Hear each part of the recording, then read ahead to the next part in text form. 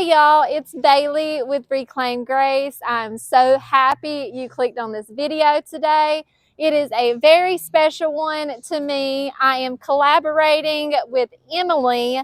She has a YouTube channel called JBowenandCompany, and y'all, she can make over some thrift flips. I'm linking her video down in my description, and today we are bringing y'all two videos packed full of IOD and wood inspiration Christmas projects. So my projects are very detail oriented, and I had so fun creating them for y'all. So y'all let me know which one is your favorite, and we're going to get started right now. I hope everyone is doing well today. Project 1, I swear I could not pick a favorite in this video, but this frame, oh my God, it was to die for. I paid $2 for this nice size, thick wooden frame at a yard sale a few weeks ago. So we're going to start off this project like we do with all of our thrifted items by giving it a really good clean. I even used a brush to try to work that Windex into the details to get out all that dust and grime. Now, this frame did not come with a backing piece, so I'm going to make one just using some 1/4-inch plywood I had sitting in my stash. Just placing that into that little carved out area, and I made a couple marks, and I would take this to my miter saw and cut this board to fit. I painted that backer board white. I did a couple coats of just some white paint, and we're going to use this gorgeous winter master board. I don't know if that's the name of it, but it is from Roycycled Treasures. And I just picked out a piece of the paper that I like the look of and cut that out a little bit larger than my backing piece. I'm using my polyacrylic mat for my decoupage medium today. I always like to mist my paper when I apply it. It just helps just open the paper fibers, and it really helps eliminate all wrinkles. I do use my paintbrush just to smooth that paper out, making sure it makes good contact with our backer piece, and then I will just work in sections all the way up until we get this whole paper decoupage to our board.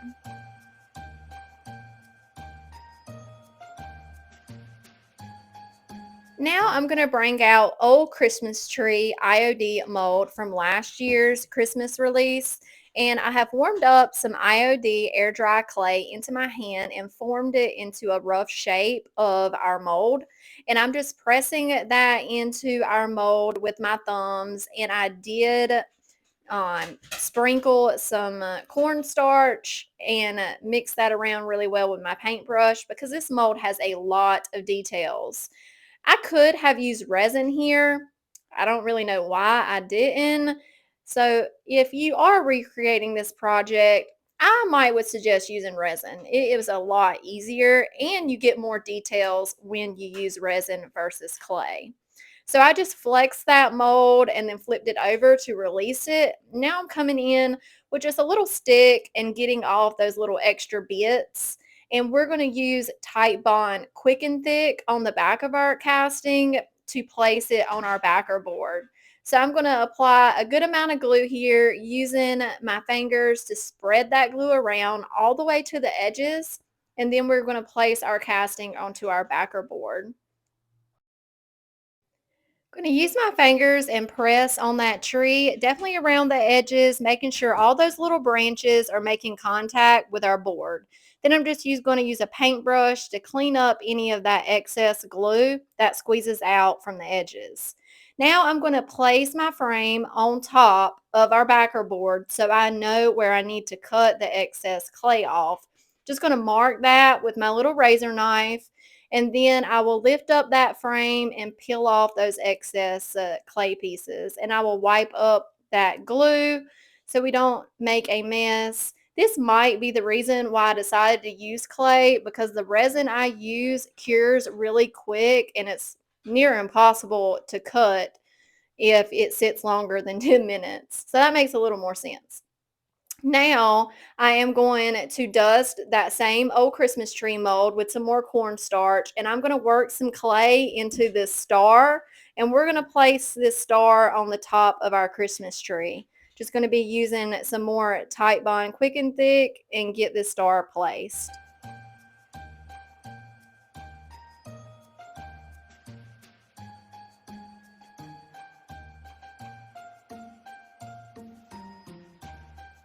If y'all are hearing that tippy tip tap sound in the background, that is Roscoe, my puppy dog, chasing flies in my workshop. He picks the worst time ever. I'm so sorry. So now we're coming in and painting our mold. I'm using this gorgeous green color by Fusion. This is my favorite green called Carriage House.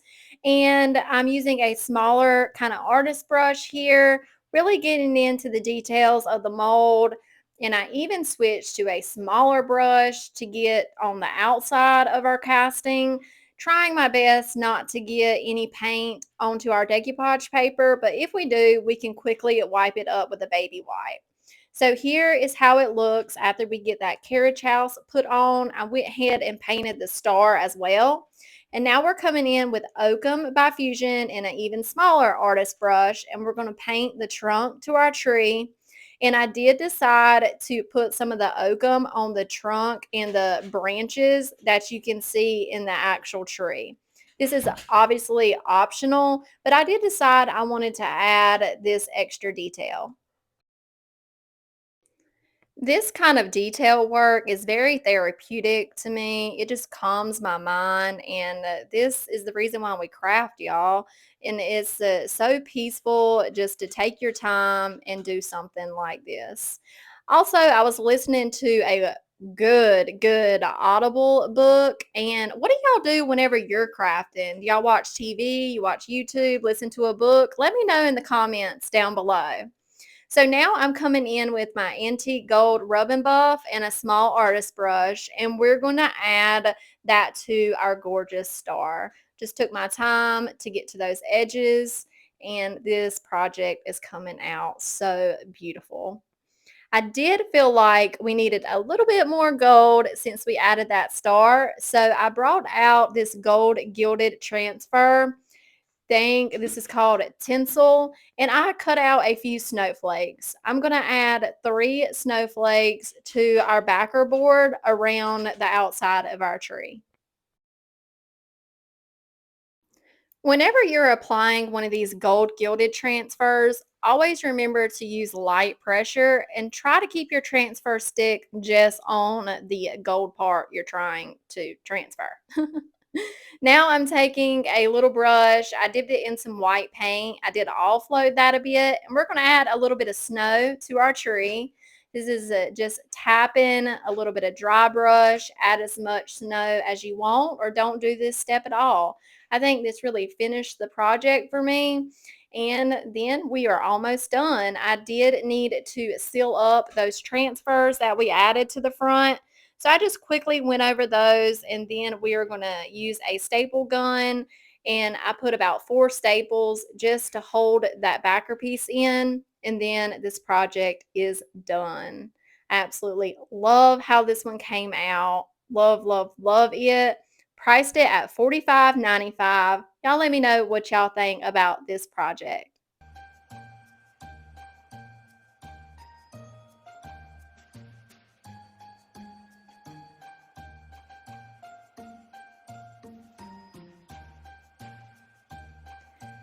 Here is Emily's channel, JBowenandCompany. And y'all, like I said in the intro, this girl knows how to make over some thrift store flips. She has a dark and moody vibe that I love. She sells IOD products, Fusion mineral paint, some decoupage paper. So definitely go check out her website. All that information is linked down below. Project 2 is this wood house set I thrifted several months ago, paid $2 for these wooden houses. They're definitely not my style, but we can work with them because they're solid wood. Showing you some measurements here in case you don't find something like this. but I want to change up the shapes on some and keep the shapes like they are for others. So I'm at my miter saw station. I just have some 1x4 material. I always have scrap wood laying around my shop. I'm going to turn my miter saw to 45 degrees and we're going to make this cut, and always practice good PPE, y'all. I have my hearing protection on, eyeglasses, and I'm just being very careful. So we're going to make this cut, and I'm going to figure out if I like it by just holding it up to the back of the board, and then I will use that one as a template to make my second cut. We're going to use Tite Bond Quick and Thick to apply a little bit of glue. This side you're seeing right here is the back side of what we are creating is some churches. Made sure I'm using the appropriate size nails, so I just tested that out. I'm the world's worst for shooting longer nails into projects. And I'm just going to use my battery operated brad nailer, just shooting a few, looking at it, making sure I'm liking the way it is looking, and then I will attach the other side the exact same way using a little bit of wood glue and a few nails to keep it in place until that wood glue is good and dry. And here is the shape for our first church. I really like how this one is looking, but for my other churches, I wanted a steeper point to the top. So as you can see, I marked some cut lines that I'm going to use my jigsaw to cut those out. And I made sure my board was clamped really well to my work area, just taking my time following that line until we get this part cut off. I did sand everything very well and kind of sanded over those sharp edges. And here are three churches. This is the back side. I took these outside. Oh, as you can see, I did add a little bit of block to the back and kind of tilted them a little bit because they were a little bit front heavy. I did prime these with some brown spray paint just to get rid of all that color. And now we're coming in with Raw Silk by Fusion, and we're going to give all three churches two really good coats, getting the front, the back, the sides, everything a good coat.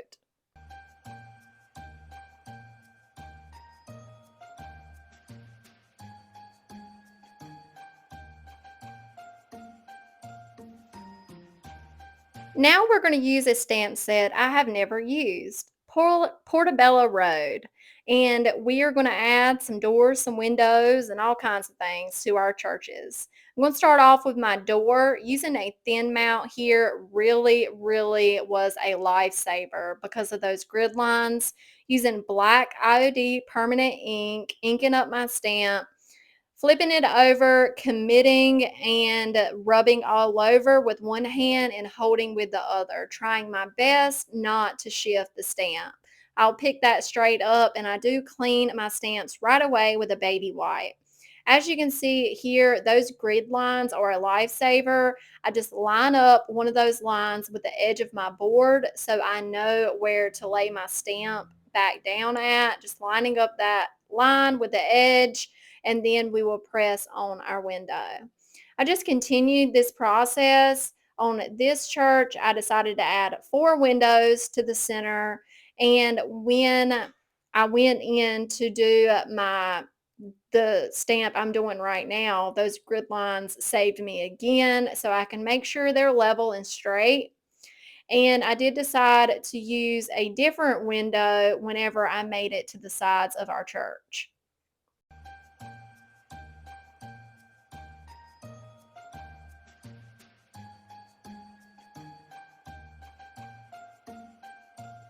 Here I am inking up the other window that comes in that stamp set. I pushed my thin mount all the way to the edge so I knew where to place it at. And right about here is when I learned a technique. I placed my thin mount back over the stamp I just placed down and placed my stamp over top of the thin mount, lining it up with the stamp below. That way I can literally just flip the thin mount and get the placement perfectly aligned with the previously stamped image. Y'all, that was a game changer for this project. So if you understand what I'm saying and you recreate this project, definitely figure that method out. I did take the winter forest stamp and added some trees to the sides of our church. I did that on both sides. And then I'm going to add this cute little light detail to the sides of our door. I did add this stamp on both sides of the door, doing that same technique with the thin mount. And then we're going to use our brick that comes in that set. I'm using the black IOD ink here. I'm offloading the ink on my work surface. And here, I mean, you don't have to re-ink a lot. We're not going for perfection. We just want it to have the appearance of some old brick. So I'm not going over the stuff that we have already stamped. I'm kind of holding it above those whenever we are stamping, and just, try not to think too hard about it. Inking up sometimes and other times I'm not, so it fades out. And I just continued this on the center of our church. Next, we're going to make some little wreaths. I just used this garland I got from Hobby Lobby and just kind of roped it around itself a couple times, and now I have a little thousand pieces of a little tiny greenery that I'm going to hot glue onto the wreath, and eventually I got the wreaths looking like this. I did make 3 of them. Love how they turned out. And now is when I asked my mom, I said, these need something. Come over here and look at them. She said, "Hey, what are you doing with those nutcrackers right there?" I said, "Well, I was saving them for another project." She said, "Well, use those." So that's what I did. Here is some nutcrackers. This is a redesign with Prima mold. I painted them black and then added some rub and buff to them. You'll see that project in another video. And I'm just using hot glue here to attach these to the front of a church. I didn't add the nutcrackers to all 3 churches, just to a couple. And now we're going to use the hot glue to add our wreath, just holding that wreath down until that glue dries. Then I picked up some wooden crosses from Dollar Tree, and I just used a little bit of hot glue on the back of those to get those attached. Then I used our little Cricut tool to get that squeeze out of hot glue off of our church. Moving on to one of our other churches, I decided to use a different door. I wanted them to look similar but be different. So I changed up the windows. I added 2 windows to the middle of this church, but I did add the windows to the outside. But instead of using the brick, I used the stone looking stamp, doing the same technique. I want it to look old and kind of faded. And here are our churches. I did lightly distress around the edges. I love how they came out. Wood is my favorite thing to work with, y'all. I love wood projects. Plan on doing another video with wood projects. If you want to make sure you don't miss that, hit that subscribe button and turn on that notification bell. I price these at $35 per church. Y'all let me know what y'all think about this project.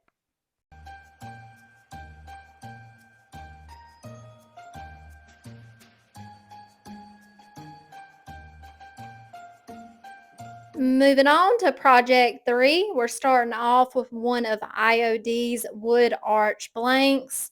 I have some of these for sale in both of my vendor booths, and I have not sold one yet. So I was like, I'm going to use them. I love the shape of these arch wood blanks. They run about $19 per board, and they're just gorgeous. We're going to start off by painting the outer edge. I'm using a fusion color here called soapstone. And if y'all know me by now, you know I'm more of a green girl, but this blue color is gorgeous. I am loving on this color. I did make sure I get all the paint into the edges, and I did go onto that center part a little bit just to make sure we didn't have any raw wood peeking from underneath. I'm going to use this gorgeous tree transfer out of Crimson Velvet Transfer book, just cutting off that bottom edge so we can figure out placement here. Those grid lines on top of the transfer sheet really help you out whenever you're cutting images down like this. So I'm just going to use my scissors and follow that crease line, cutting our image to fit.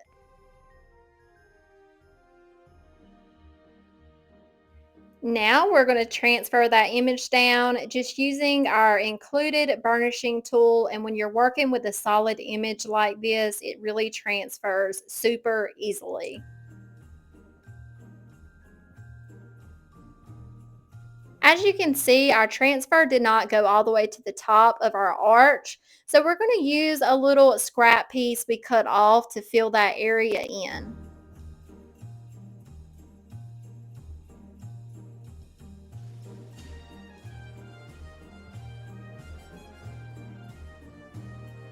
Now we're going to add some details to that outer edge of our blank. I'm going to use the old Christmas tree mold again, this gorgeous garland. I dusted that with my cornstarch and I'm going to just push that clay into the mold using my thumbs to get off any excess. We will then flex it, flip it over, and let gravity help that casting fall right out. I did cast several of these because we're going to drape them across the top.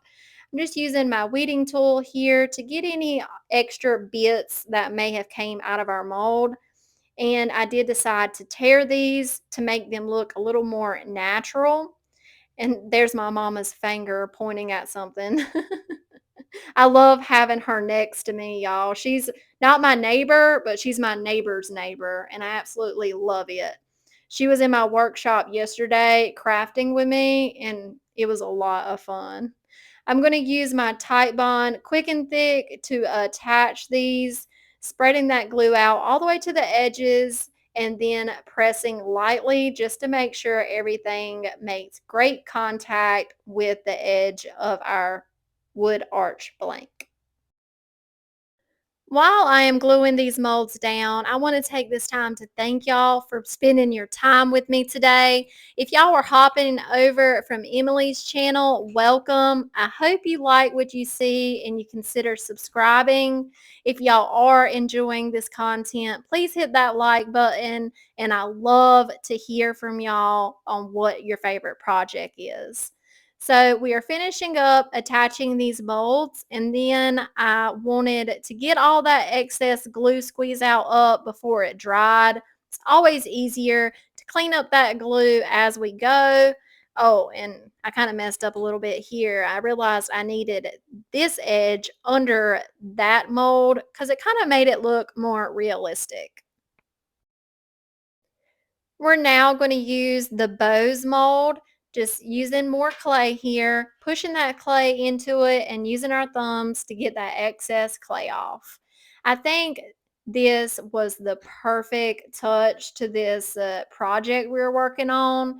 It kind of covered the area where our garland met, and I don't know, I just really like this detail that we're adding here.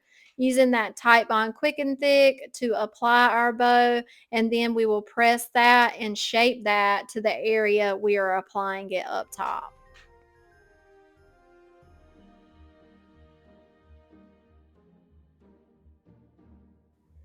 And here is how we are looking so far.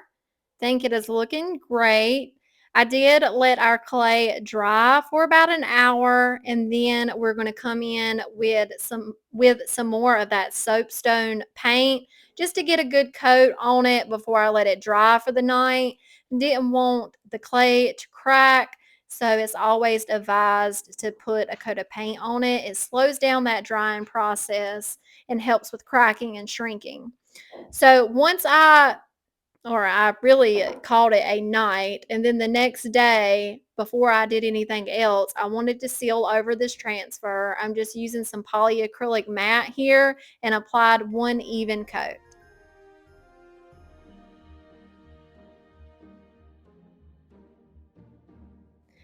Next, we're going to take our carriage house and add a little bit of color to our greenery.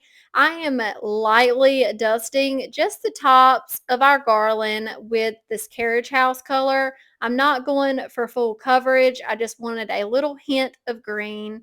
I did this on all of my garland that we added to our gorgeous artwork. And I did grab a smaller artist brush to work in those corners around the mold and around our bow mold. Here is a reminder for my local people. I sell all of my made-over items, IOD Products, JRV Products, at two vendor booths in Eastern North Carolina. That information is always linked down in my description box. The next step I took was just to add a little bit of dimension to our frame. I'm taking Fusion Blue Pine here, and I am dry brushing around my edges, around just here and there, very lightly, just to give it some more character and dimension. It was not much paint at all on my brush. And now I'm coming in with the Paint Couture metallic paint. This is the bronze color, and y'all, this is gorgeous. I'm going to paint 2 coats onto my bow, and then you will see me using the end of my paintbrush here in a minute to add a little bit of ornaments, or it could even be lights to our garland.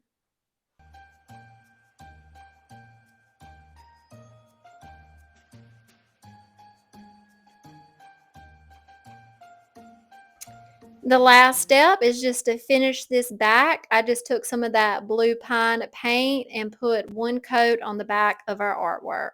This finished it off nicely, and then this project is done. I loved working on this project, y'all. I priced it at $42.95, and y'all let me know what you think about this project. That is it for today's video. I really hope y'all enjoyed these 3 projects. I know I enjoyed creating them. I have to say, they're some of probably my favorite this season. Cannot wait to watch Emily's video next. Y'all be sure to go check out her video. It is linked down below. And don't forget, let me know which project is your favorite. Talk to y'all in the comments. Bye.